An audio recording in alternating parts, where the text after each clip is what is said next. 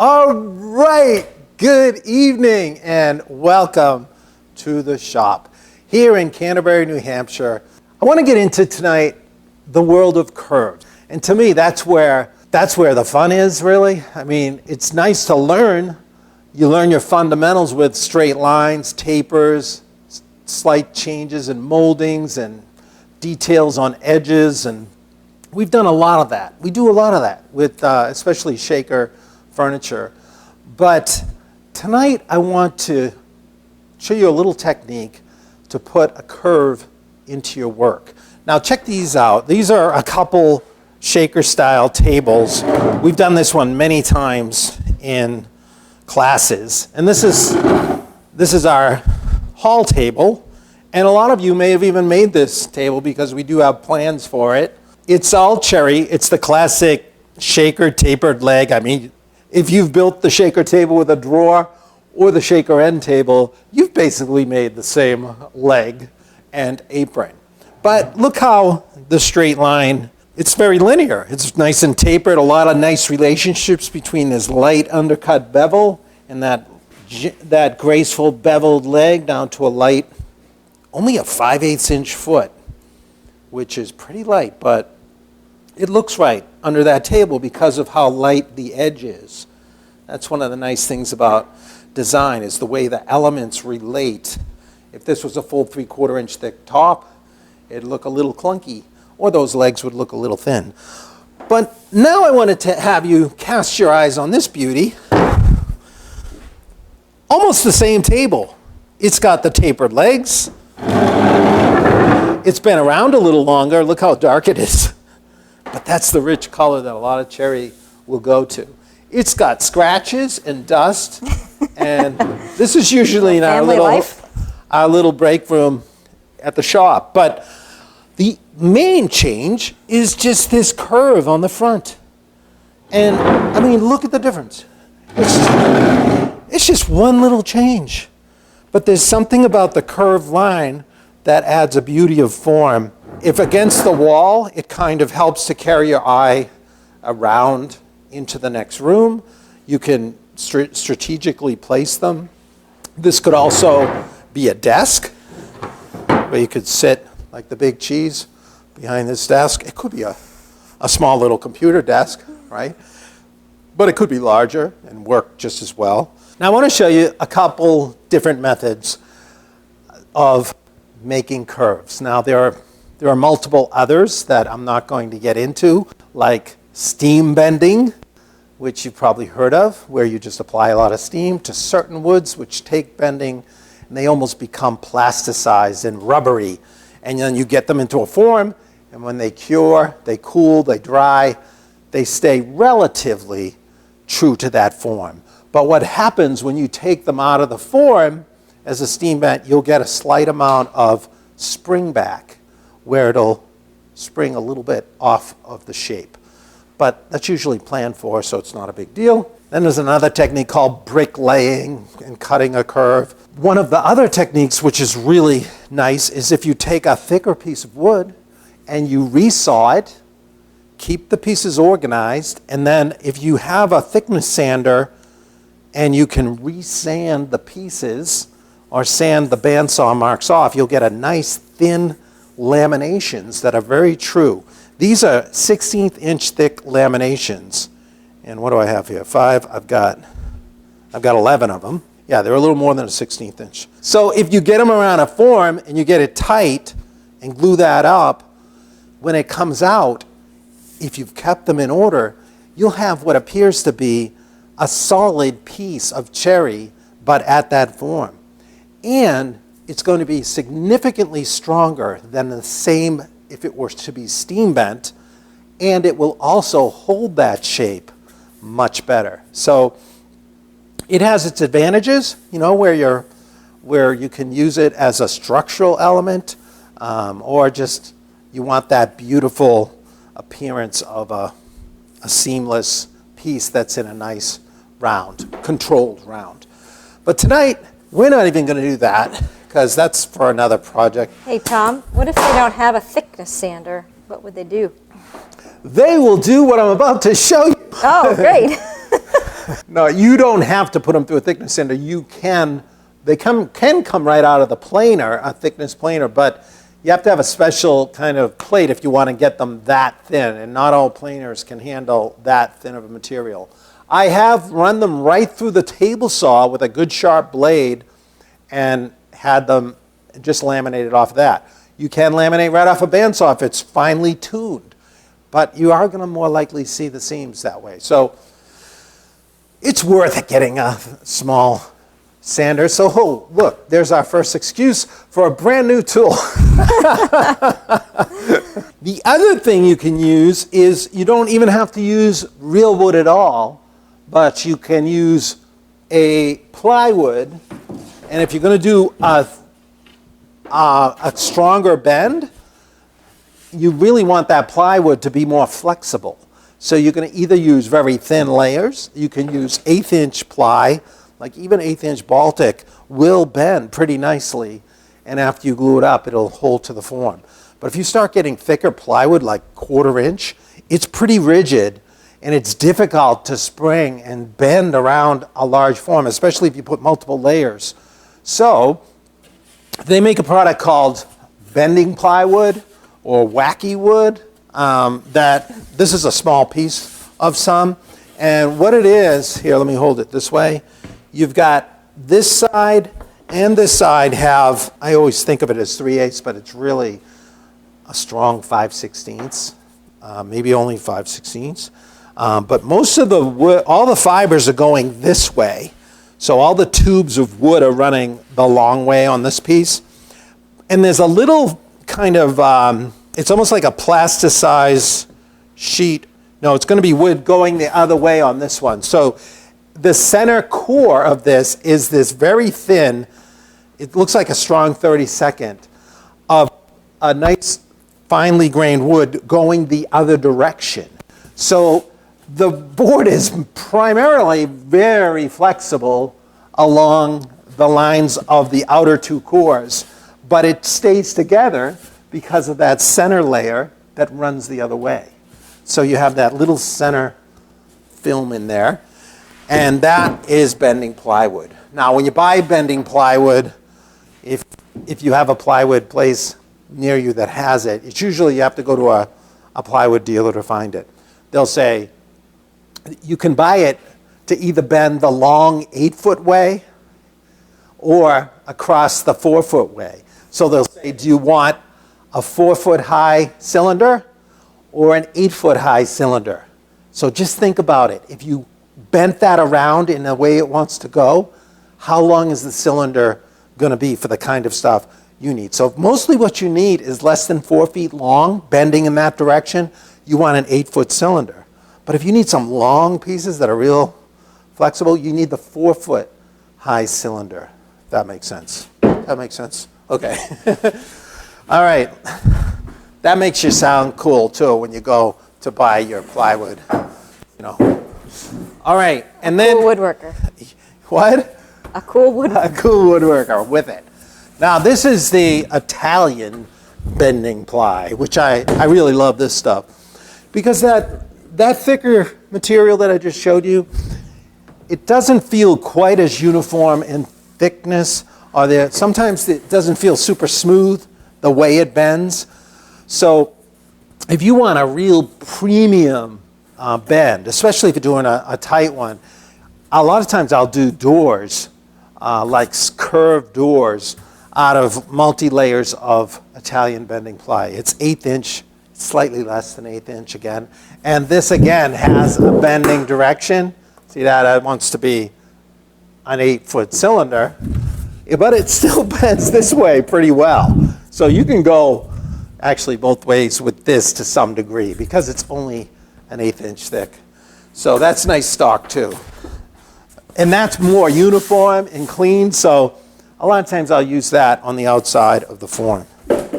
So let's say we wanted to make that bow front table out of lamination like that. Well, here's one that's done. This is the layered up core of one of those little bow front tables. Now you notice you want the purity of the solid core cherry, then this would be disgusting to you. So I understand. You're going to see the bending ply on the outside. And would the shakers have ever used that? Probably. Because the shakers were very progressive in the kind of tools and the processes they built furniture with. So there's some argument about whether they would have used plywood, because they invented the circular saw blade. And they were very inventive with machines to do laundry and all kinds of stuff. So would they have? I don't know. But it doesn't matter. Would you? Would you? There's nothing wrong with it. I would. No, there's not. And after you're done, you actually can color this a little bit, or you can actually put a piece of veneer on it if it's that unsightly. This core, I can't remember what it looks like. I mixed and matched here, but I have a 3/8, and I don't remember when I did this, but it's kind of like, it's not a symmetrical bend, but it was bent on this form. So this is the curve that makes the Beaufort table apron, curved apron. So it gets laminated with glue, and then this is such a gentle curve that I just slip this into my vacuum bag, the vacuum press, and the suction comes down and just presses that right down. And I have even done wider sheets of this and then bandsaw them apart. So you can do, I could do, if I have a wider sheet, I could do bunch together, or several segments and get them in there, run it in the press, and then saw them apart. And leave them wide, because then you can joint one edge and then go through. Usually I put it through the bandsaw. It's a little less feeling of security and safety when you go through the table saw and it's going like this. You can imagine, right? So the bandsaw is a little safer. Of course, you've got to tune your bandsaw nicely so you get a good result there, and then you can just skim it on the joiner to finish it. And then you've got to cut the ends to the proper angle, but that's for another night too. So that's the form. This form is made by a sequence of ribs inside. I have to say, when I first started building forms like this, I overbuilt them. I don't know how many ribs I've got in here. It's a safe place, to be honest. But you know what?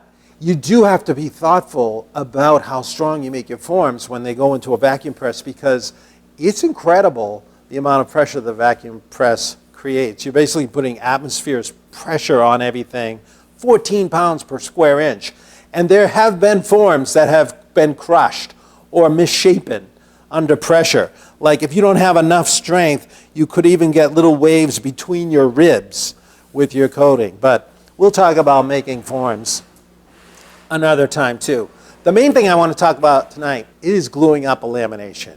Chris is asking, how much of a tighter radius do you bend to counter spring back after taking out of the press? Good question, Chris. When you laminate this way, there's no figuring for counter because it doesn't move, especially if you use the right kind of glues. If it does move, it's so slight. Sometimes it'll have to actually slightly bend in more than you want. But when I'm using that Italian bending ply and I really want to be sure that the glue is going to stay, I'll use a glue, it's called urea formaldehyde type glue, or Unibond 800. I'm not even sure if they still use the formaldehyde in it. One of you guys may know. But that glue, when it cures, it's not like your alphatic resin glues, like that word, alphatic resin. Remember that. You impress your friends with that too. The yellow glues and the white glues, when they cure, they're a little bit flexible, so you can conceivably get a little spring back with them. But if you have enough layers and it's easily bent, if you think about it, in order for a bend to fail, you have to have every layer, when I'm talking about a laminated bend, every layer has to slightly slip. The glue bond would have to slightly slip a little bit, especially when it's solid wood, for it to spring back. And so it's the multi-layered glue surfaces that are backing every other one. so it stays to the shape more often than not. I don't know if we noticed this one. I hope I'm going to prove my point right here, but this one was made, this has been up in the attic, the storage library, for numerous years. And if it could have gone out of shape, it would have. But look, it's right there. And that's because of that way it's bent. I am going to show you another method that you use when you're making a stronger bed. Like imagine this, let's take a look at our little tabletop that's been decorating the walls all this time. That is a veneered top. It's ribbon cut or quarter sawn Cuban mahogany, so you get the ribbon figure. Looks like that radiant sunbeams emanating from the central point there. And it's going out, it's pressed onto a core of MDF, and it actually bends over the side. But I think that's right around a 36-inch. I think it's maybe 38 here. So it's maybe a 17, 18-inch radius. Imagine you had to make an apron. You wanted to make an apron for that table. So you wanted a curved apron to go under that. Now that wouldn't be the kind of apron you would stick into the vacuum press because it would be a challenge to get around the top. So let me set this aside. Here's the form I made for that table apron, which I don't have. And once again, I overbuilt this one.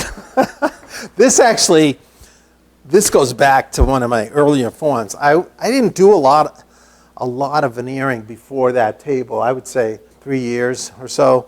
So then I was making forms, and this form is to make an apron for a table like that. So what I did was I struck an arc on a piece of 1/4-inch masonite, and using the central point with the, like using my router like a compass, I just rotated on like a 1/4-inch drill bit with my router attached to an arm and swung the arc and got a beautiful true pattern. Then once I have that pattern, I can tack it to a sheet of MDF, 3/4-inch MDF, and I'll mark it out and bandsaw it close first, and then just flush route to my 1/4-inch pattern. Now that piece of MDF becomes the center layer of my form. So I can then just tack a piece of MDF to both sides after they have been rough bandsawn to the sides, and I can just flush route from each side to create now 3 layers that are the perfect shape. Does that make sense? So I keep making a sandwich off of the center core and flush routing right against that center until I build up a nice wall that's super flush on both sides. So one of the things I started doing after realizing how heavy this is, I think this is 6 layers of MDF, and it's not the light stuff. So you want to use lightweight MDF,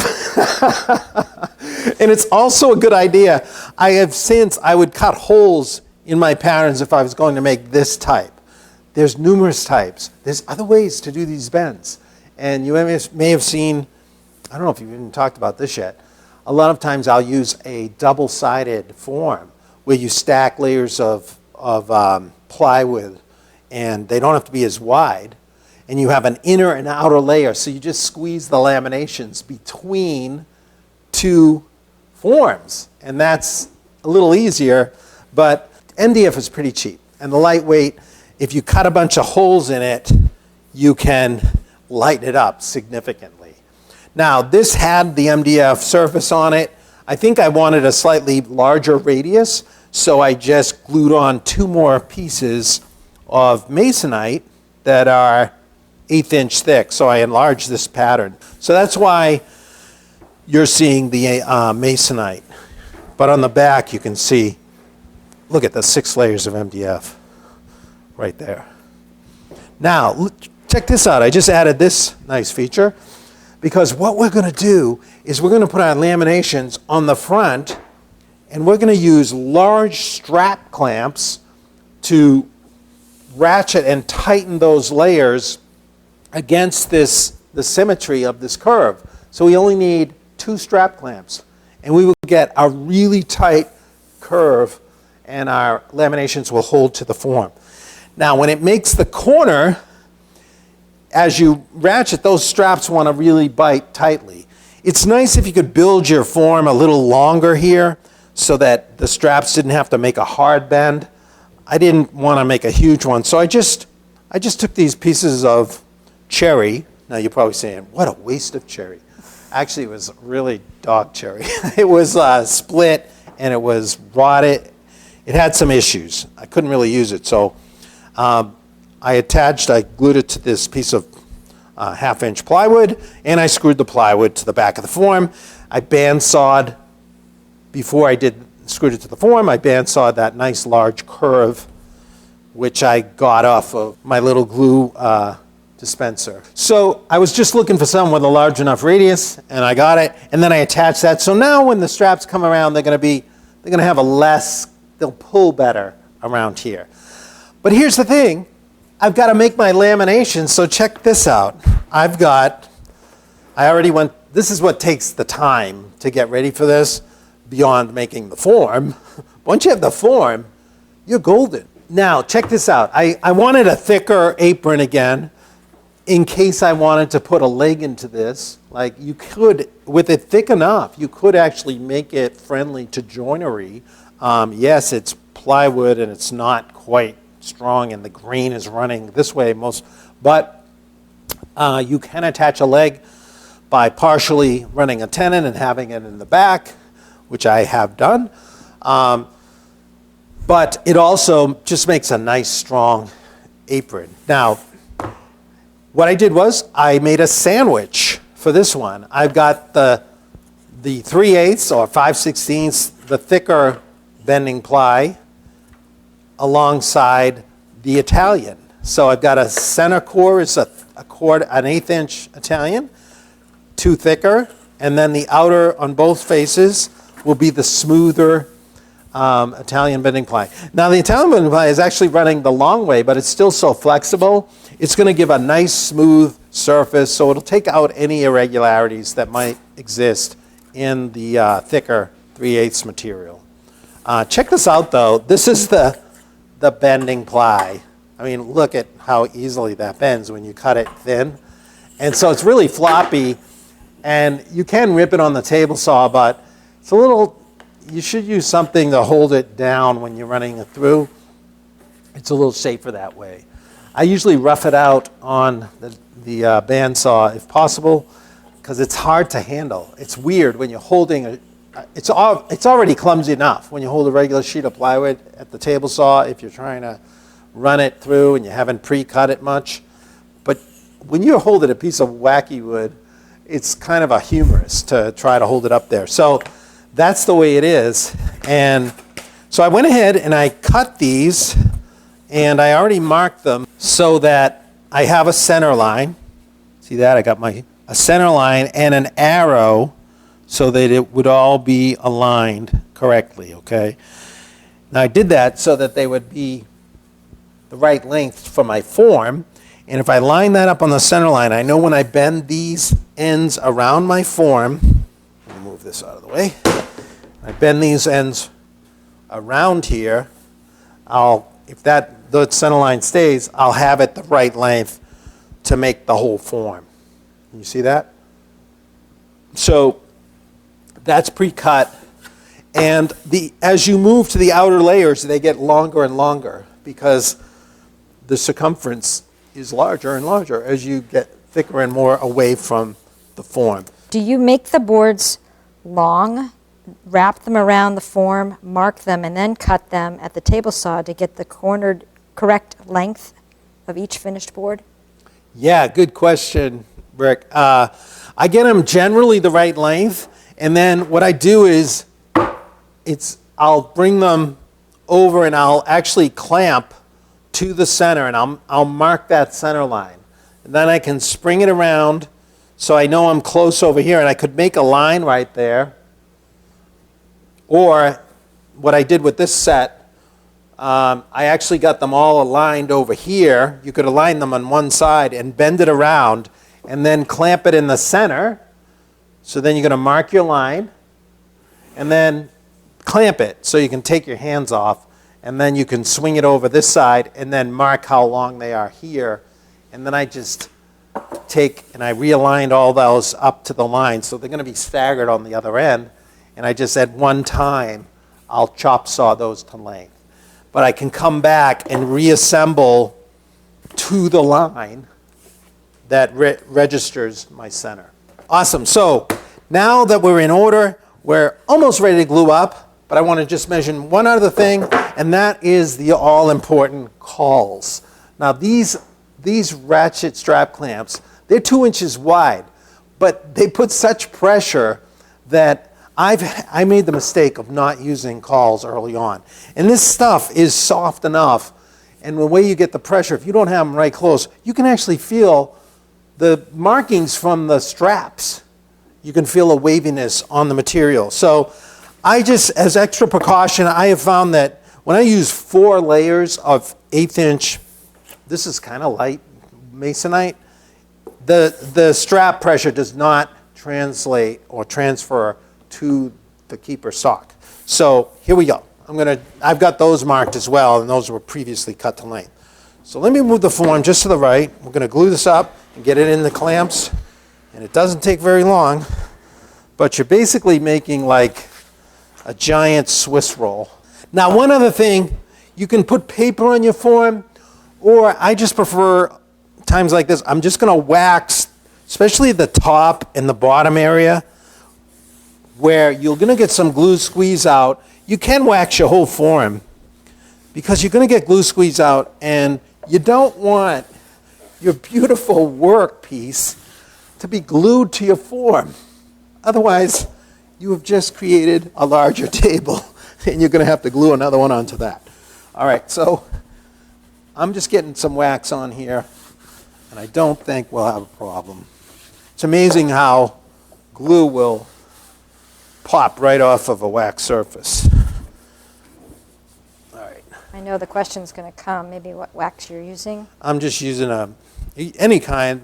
This is a paste wax, just a paste wax. This is happens to be a Carnauba type floor wax.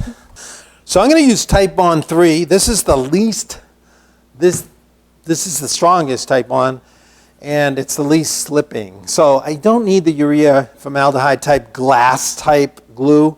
That's what I was trying to say. I think I did say that right. It dries almost like it'll fracture like glass, where this will have some movement, but this has the least amount, and they say it doesn't creep at all. Like the white and the yellow, with various heat conditions, they can start to slip and creep a little bit. So look, I'm just using a regular paint roller that I cut down. So it's a 3/8 inch nap, and I cut it down so it'd be narrower to work these narrow pieces, and this is just a small paint roller. So you can get the other types too, they work just as well. Now the most glue is going to just load the roller to start with. It takes a lot just to get in there. And then this wacky wood and Italian ply, they really do like glue. They drink it up because it's kind of a porous material. So I'll just get started here. The first layers I'm going to try to get on a little heavier because they're going to have to wait longer. But the nice thing about Type Bond 3 as well is that it gives you more open working time before it really seizes up. How about liquid hide glue? I have a couple people asking if that would be an option. You know, I don't know. I think it could work. I honestly don't do enough. I know it works great in it, but I'm not sure about its spring back properties after. The tough thing about hide glue is that it's so temperature sensitive that I haven't heard many people doing laminations with hide glue. But if someone has, they should chime in. Thing about hide glue is that maybe the pre-processed stuff gives you enough open time. But if you're using the regular good old glue pot, Once it starts to cool, it gets really, it doesn't give you much open time at all. They're referencing the liquid kind, not the hot kind. Is that? Oh, okay. You know what? That's a good question. I don't know the answer to that. I think, but I feel very confident in Type-On 3 because of what I've been told, even by the manufacturers, of the quality. And they don't sponsor. They could, but they don't. Michael's wondering, hon, do you ever dye the glue for very dark wood laminations where the edge would show? I have not, but I don't. That's never been an issue for anything I've done. This is like this. I don't. I've never had an issue with the glue showing up like that. But they do have different. They do have brown glues. I know this guy had a factory, like a furniture factory, and he used to. They would use colored glues so they could see them more so on the surface, so they knew where to sand it off. Like if it was still on the surface before it went to the finishing room. All right, so I'm going to start building my sandwich here, my Italian sub, by keeping my lines aligned. And it's going to, I got a lot of glue on there. I think I'm going to be fine. And I'm just going to keep going right on here. Okay, I have another question. I'm going to read it to you so you can Okay. listen, okay? This is from Brian. If using the wacky wood, does that compromise the strength of the curved wood versus using the resawed hardwood? What about using the thin MDF versus wacky wood? The thin MDF. Thinner than, how thin do you get MDF? Who's that? Brian? Brian?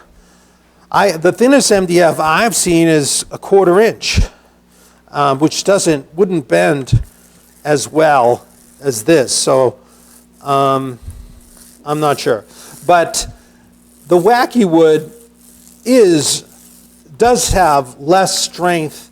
You know, a glue-up lamination isn't as strong as solid wood, but it's not as heavy either.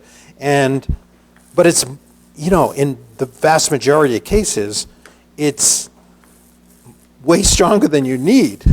If you laminate solid wood, you're getting an amazing, like, laminated beam, you know, material.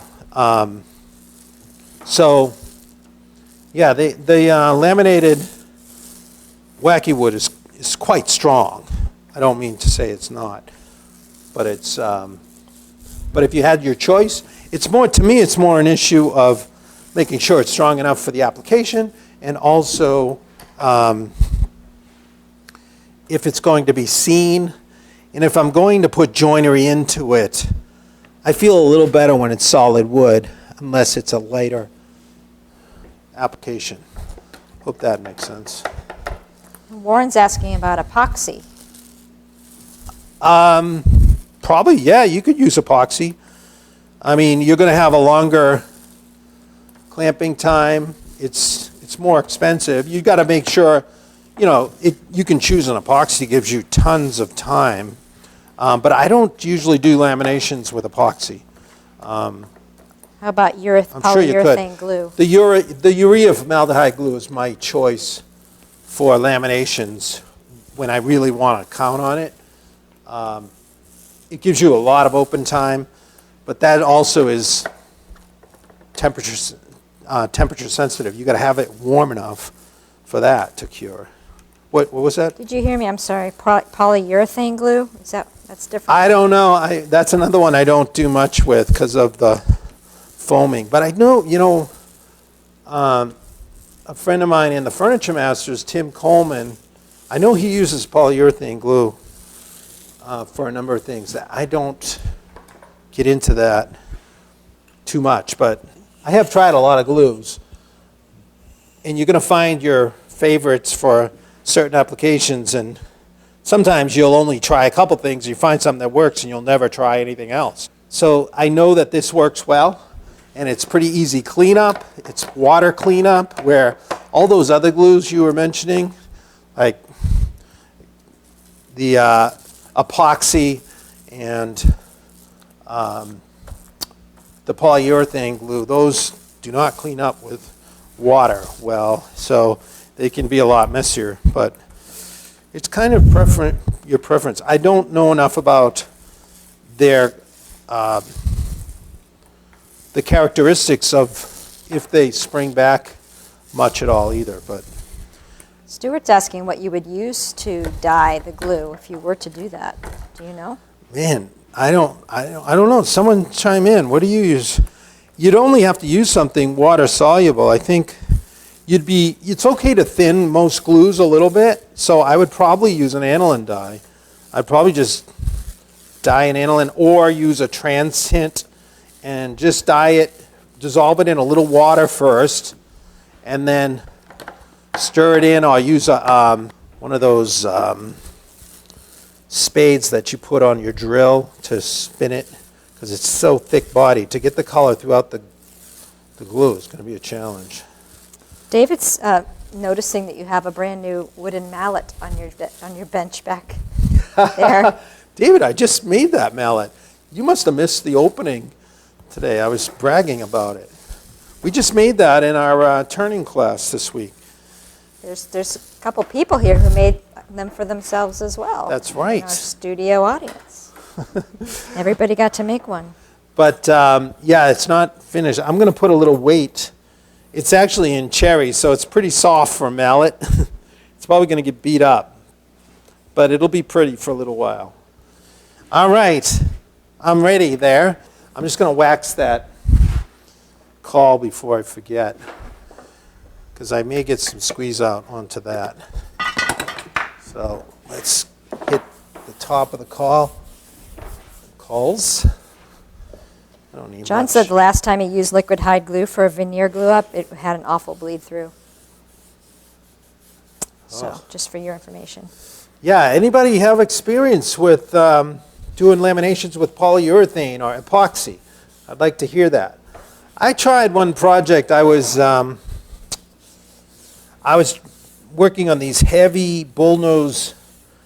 It was like a huge bullnose miter border that went around this heavy table. It was 3-inch thick maple, and I had to join it like at these miters all end to end. And I thought, oh, I'm going to epoxy those miters, to be absolutely sure everything comes together. And I had little biscuit in there. It was a nightmare, because when I started clamping it up, the viscosity of the epoxy was too much to squeeze out all the way, and you could see this thin black line at all the joints. So you didn't get. I went back to a yellow glue that offered more open time, and it worked beautifully. So it's all in the application, and sometimes you discover little things you didn't anticipate going in. You know, you just thought you had the perfect solution, and it's trial and error. All right, so I'm going to now align. I've got a center line on that guy too. I'm just going to move this out and bring in the form. Bring in this light little form. Michael said he also agrees that Unibond is really good, but he's concerned that it's not very good for your lungs. Yeah, it's not. Yeah, I always wear a mask when I mix it up because the powder is not good. And I'll just keep the mask on. You need one of those charcoal type masks. It's not, yeah. That's why I prefer, if I can use Type Bond 3, for this type of lamination, I will. I remember when I was building the rocking chair project, I had 8 layers of 1/8-inch white oak on some of that, and I used, the first ones I used Urea or Unibond 800, because I thought I needed it to keep the shape.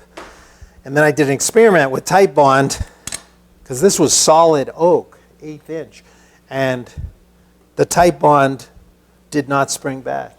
I was afraid it would, so I just went with the safer method from then on. I've advised people use Type Bond because it worked beautifully, no spring back, and a lot safer to use. All right, so what I did was I got all my center lines, and it can be, I'm over length here. I made sure they were good and long, but I do want to try to keep them organized. And I'm just going to snug it, and I'm keeping my clamp toward the front toward the top. And now I'm going to get out my big old 2-inch strap clamps. All right, so you got to think about the inside of your strap. All right, so I'm going to go around. Something like this. And it's always the first one that takes more time. There we go. And Nice. I'm going to go a little higher, and then I can move it down after I get the pressure started.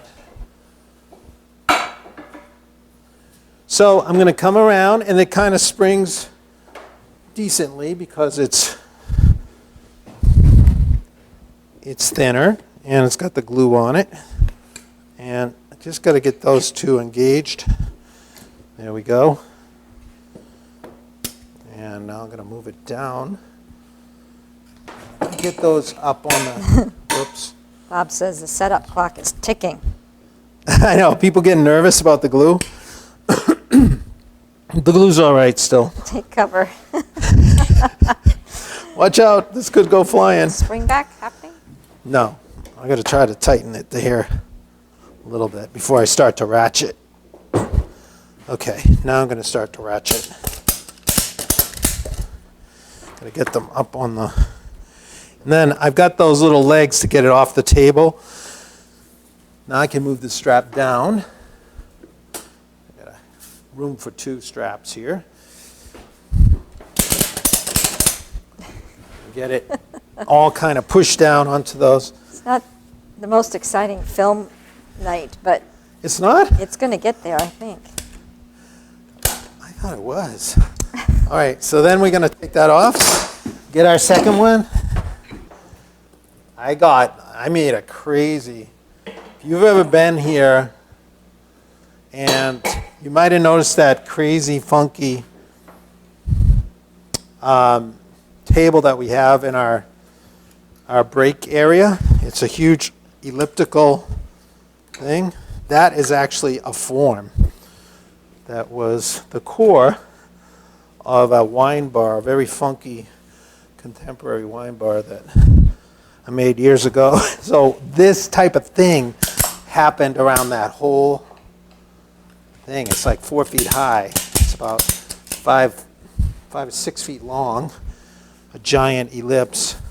Oh, check that out now. All right, so everything's in good shape. Now I can torque these up. You gotta kind of,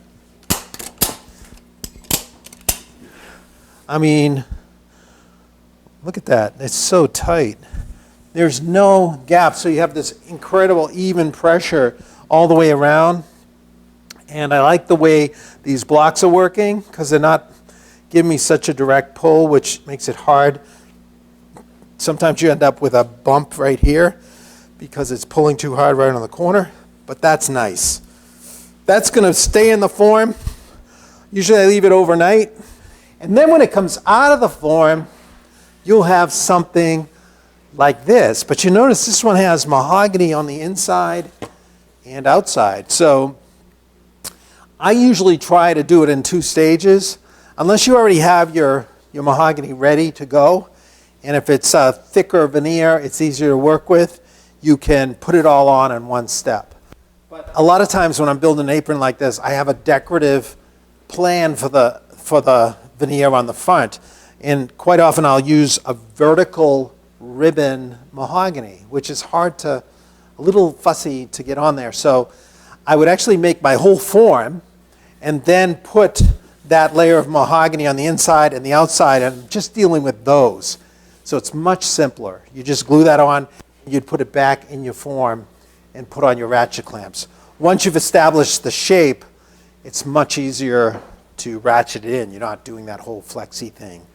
But using actually the form, I have my markings where I cut it to length, and I can go with that. Now, I have another form upstairs that's for a 5-foot diameter table, and it's over round because it actually was used to make an apron for a round table. So if you're making a round table and you want one of these aprons that goes all the way around, you ever think of that? Like if you wanted a nice laminated, you just make 2 of these, like this. These, I actually had a jig set up where I made a little scarf joint and set it up to cut a scarf joint so the two ends would come together beautifully to form a round laminated apron. cool. And so it's a super nice way. We'll be covering this someday down the road. But you know, the height that I just glued up is high enough to make these two. In fact, these two were made at the same time in the form. I'm not sure. This is a veneered top, which is more simply veneered than our Radiant Sunburst up above the tool cabinet. But this is the same Cuban mahogany veneer. And look, that's one sheet of veneer. So you have the ribbon cut here. As you move closer over, you start to get where it's plain sawn. You move away from the quarter sawn to the plain sawn, so you get that flat kind of cathedral figure right there in the middle and all this beautiful ribbon back here. So this could be, when it's cut, let's see, it's something like this.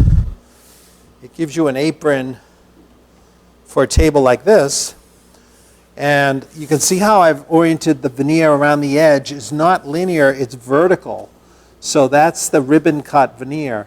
And usually with a table like this, I'll also put a black ebony inlaid line around the edge, which really makes the color pop. And the apron is nice when you do the vertical veneer too. It gives you almost this drum appearance. And I don't know, there's something about the vertical ribbon that has a nice quality to it in the overall visual of the piece. That's your apron. See, it definitely needs more decorative. That's a nice sub mahogany veneer on the face there, but I would definitely put a vertical ribbon on there and give it some more character. All right, thank you so much again for being a part of this. We loved having you as our guest here in the shop. Hope this inspired you to your creative dreams. And I will look forward to seeing you next time, right here on Shop Night Live. Good night, everybody. Good night, everyone.